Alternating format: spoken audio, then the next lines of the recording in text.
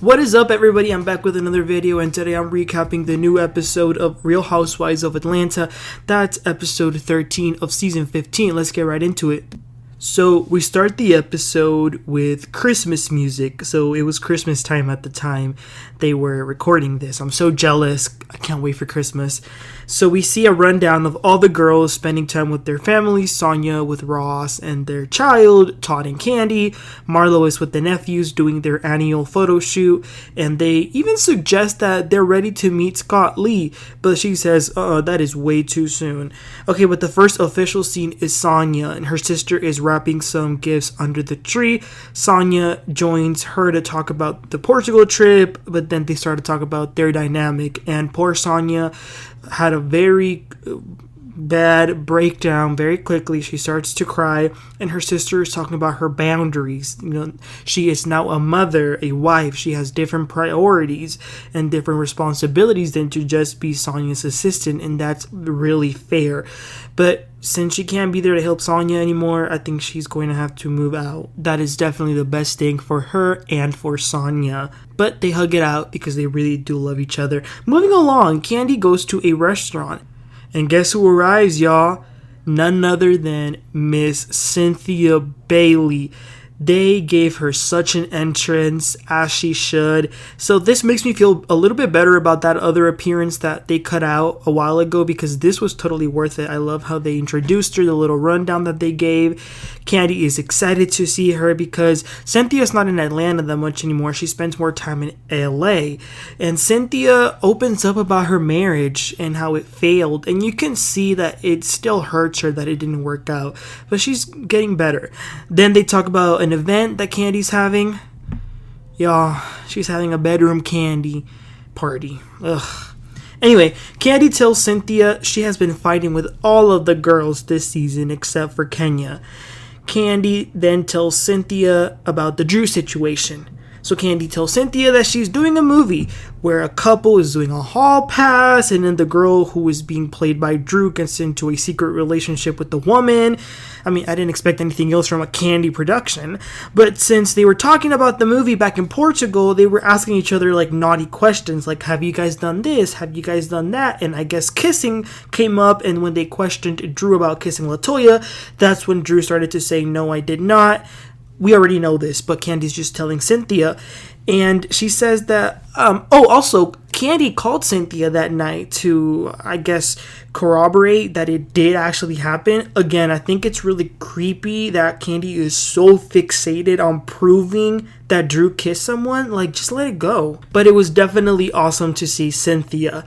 Then we move on to Kenya. She's at home babysitting a baby cousin. He's so cute. He's really little, and she's spending time with him and with Brooklyn.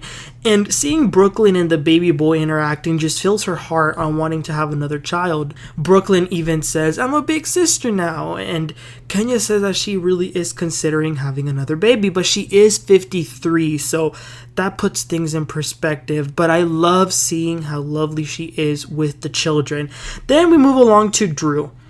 She's in her house with two random men who are apparently her so-called executive assistant and her stylist. And they're helping her reorganize her closet. What? Now, Drew, why do you have all these assistants? This is why you keep getting sued, and why? Like, I don't even think she has that much going on and be needing all this help. But anyway, they go downstairs, and then she calls Ralph up to the closet, and Drew starts to tell him about the Portugal trip and about this big old Kandi deal that she made about Toya. And she shows a message where that night Drew texted Latoya and said, hey, did we kiss? Be honest. And Latoya said no. So Drew is thinking that Kandi is like kind of forcing this onto her. And she hopes that this doesn't cause any animosity since she is the lead in the movie. And then Drew says that, sneaky Marlo was recording. She did something illegal. Yeah, like, Drew's overreacting with that Marlo part. I mean, calm down. Then Ralph asks Drew how was my cousin at the trip? And Drew says, I'm not sure. I'm like treading lightly with her. I think I need to get to know her on a friend level, not so much as a family level. Okay, and then we move on to Marlo. She's chatting with a really good friend of hers, and they're talking about Scott Lee. Marlo says, I like him. I really do, but he parties way too much, and I don't really think I would want my husband to be doing that. And the friend says, ooh, husband. That definitely slipped out of Marlo's mouth. And I think she's really liking this guy, so I'm excited to see more of them. The next scene is Kandi. She's in her little studio where she records her YouTube videos, and Shereé goes to pay her a visit. They're in a better place, the two of them, and Shereé talks about her new boob job. She says, I like them, and Martell likes them too. Oh, okay. But then Shereé wants to know about the Drew of it all. They're really milking this thing out. And Kandi says, for me, Marlo and Kenya to all agree on something is a pretty big deal. So I am not a liar. We saw them kiss. And Shereé tells her what Drew told her when they were in Portugal, which was that maybe Kandi was trying to produce things. And Kandi gets taken aback by that and says, now I'm really thinking of not even putting her in the movie, to be honest. And Shereé says, well, she did mention that she might not even be on it if you continue to be like this. And Kandi says, oh, well, we have other actresses, so it's not a big deal. Then Kandi talks about this event that she's having and says that she is going to be inviting Latoya. But it really made her mad to hear that Drew is saying that she's producing people. Okay, then we move on to seeing the women getting ready to go to Kandi's event. We do briefly see Sonya's sister telling her that she's applying for apartments. Okay, y'all. So we arrive to Kandi's party. Don Juan trying to get as much camera time as he can, as always. And let me just say this. I don't like this. The only thing that Kandi brings to the table is some sexual, whorish, promiscuous themes. That's why Wendy Williams called her disgusting and filthy. I'm a traditional person, but I am open to stuff and like talking about it. I'm not a prude in that way. But Kandi, she does it way too much. She overdoes it. She goes way beyond. And you can't be mad at people who jump to conclusions like Phaedra did. Because if it quacks like a duck, if it's yellow, I said what I said and I mean it. Y'all don't have to agree, but that's how I feel. Okay, but the women arrive, and this Drew conversation seems to be the buzz across everyone. I did like that Kandi was being a great host. She was super nice to everyone, even Courtney and Marlo. So that was good to see. She gives them all her nasty gifts, but they're all having fun. Cynthia's at the party as well. She says hi to everyone. She's okay with Kenya now. We all know Kenya was like a total mean girl to Cynthia in that girls trip that they took, but they reconnected after Teresa Giudice's wedding, and they're good now. Drew is the last one to arrive, and there's a lot of tension with her and all the other women because they're all thinking that Drew is being a liar. In the meantime, Ralph is talking to Marlo. Unfortunately, Scott Lee wasn't able to make it to the party because he actually stopped to go help a lady who got into a car crash. That's really nice of him. But then they have real talk. He says that he didn't like what Drew was telling him that was going on during the trip, that Marlo was being disrespectful to him, and Marlo explains, no, look, Drew kept mentioning that I was single, that I didn't have a job, so I told her, I do the same thing as your husband. That's it.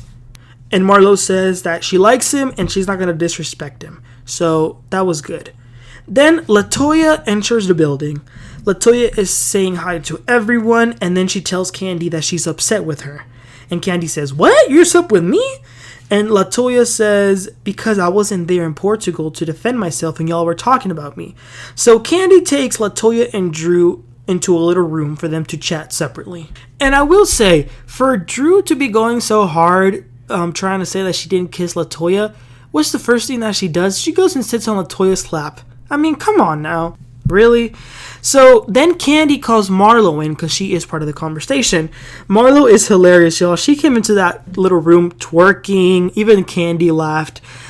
But they ask, why did Marlo send the videos? And Marlo says, I sent them so that Latoya could see what was being said and so that she could defend herself. But wow, you guys, the D in Drew's name is definitely for delusional. She says, well, the videos were edited. And Marlo says, oh, hell no, girl, those videos were not edited. Like, you lying. Like, you making this stuff up.